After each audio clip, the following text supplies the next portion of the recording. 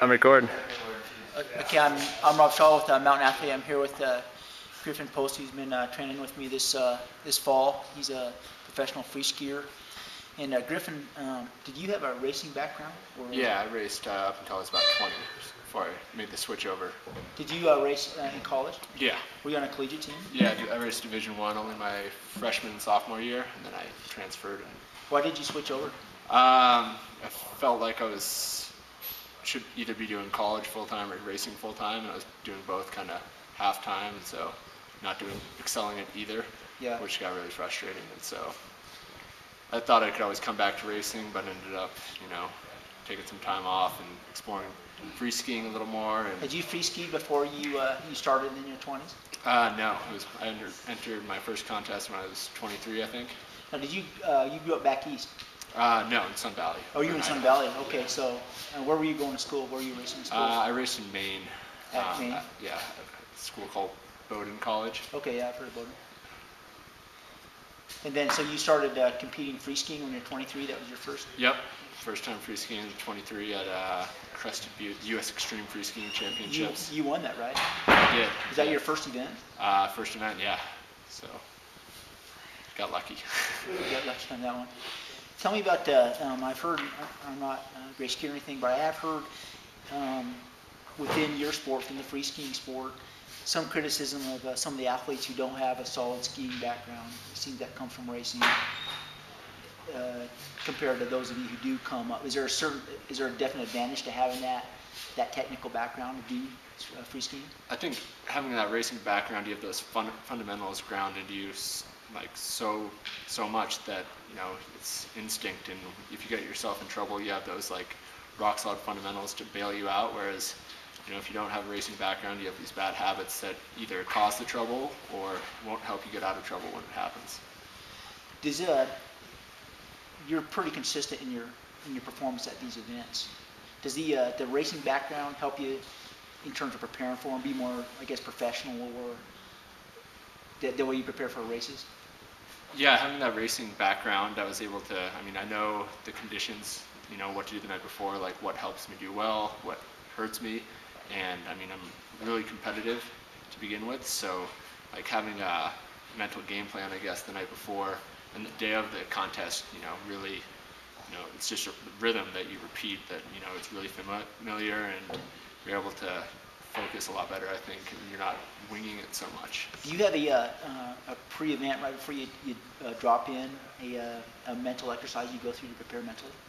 I'm really OCD as far as what I do the whole day of the contest, but as far as right before the run, I have probably 10 or 15 pictures of my line, and I go through each feature, each landmark, and I visualize the line in my head, like how it's going to look skiing, so when I'm actually doing it, it doesn't feel like the first time that I'm doing it.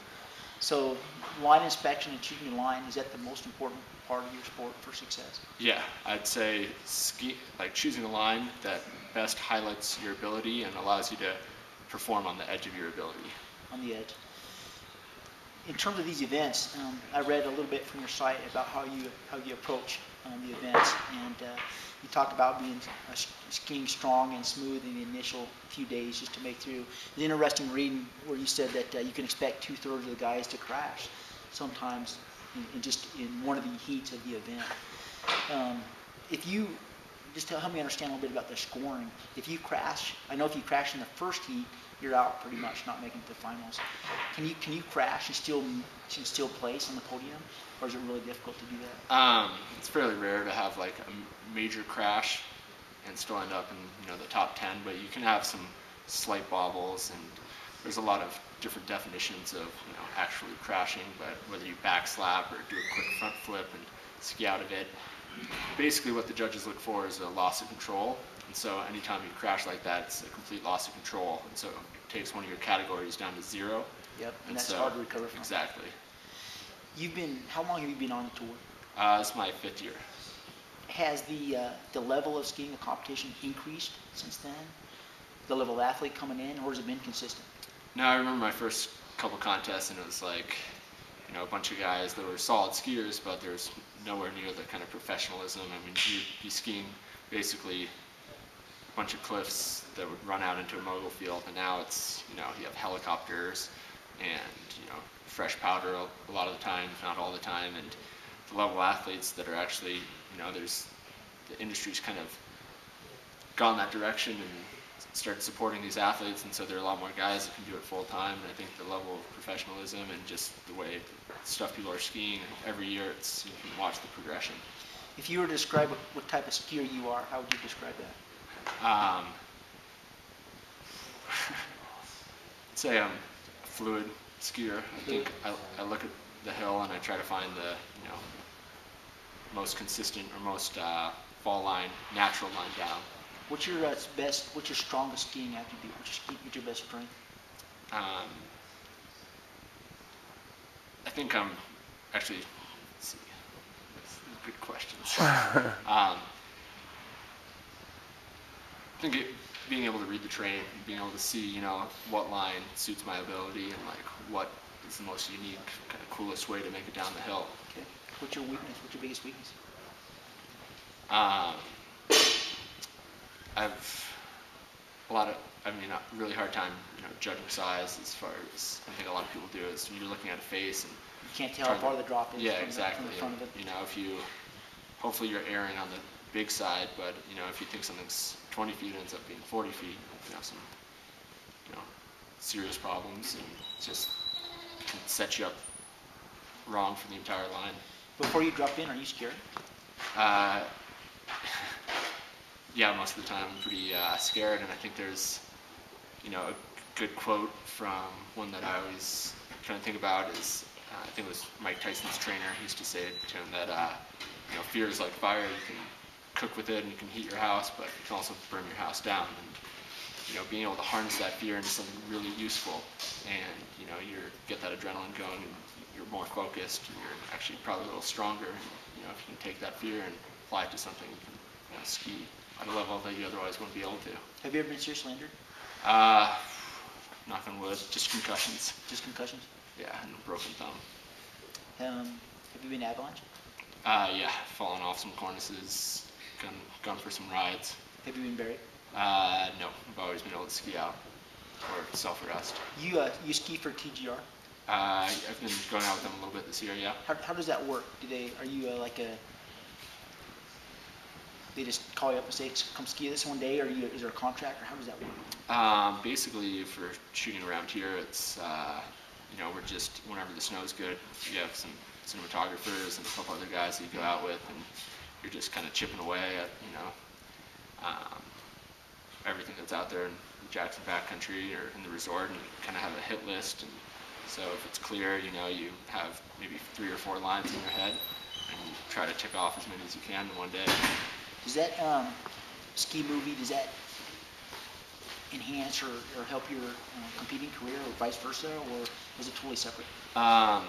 Traditionally, you kind of go from competing to filming, and then once you start filming, you know, not very many skiers that film that go back and compete, just because competing isn't always ideal, and it's, I mean, ultimately, I'd say 95% of competitors, if given the opportunity to film, that they would, you know, stop competing and exclusively film. Have you had the opportunity to film in Alaska? No. They haven't done that, so it's all been here locally. Are those days professional, or are they?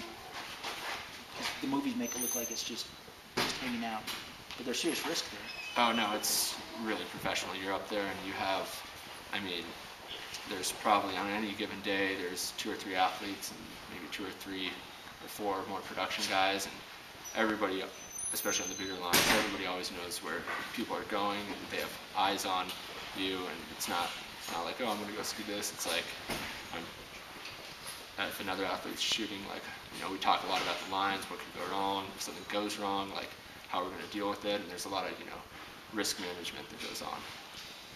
Back to the tour, what separates the skiers who are consistent like you from those who aren't?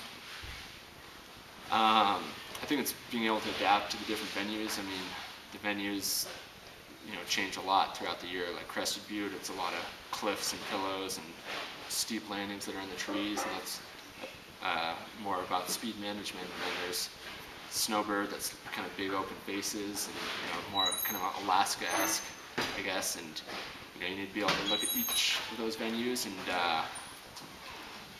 choose a line that fits your ability and best highlights your abilities.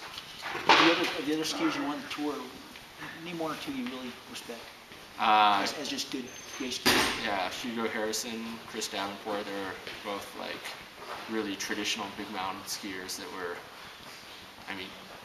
knew how to perform at the very edge of their abilities, and they could go into a line that was really exposed and ski it well and not, have everybody freaked out that, they were in over their head. Like they knew exactly what they were doing, and, having really good grasp on like what they were able to do really allowed them to excel. Do you have any ski mountaineering ambition? I'm trying to work on a lot more ski mountaineering projects just because I think it's part of the sport that's been, I guess, a little bit ignored by a lot of free skiers. It's becoming more popular now, but at least stateside it's been ignored. Over in Europe, people are doing a lot more on the ski mountaineering level, and I definitely, in Jackson, it's, It's right here. yeah, it's right here, and probably have some of the best ski mountaineering in the country half an hour away, so. Thank you very much. Yeah. All right. Guys look good.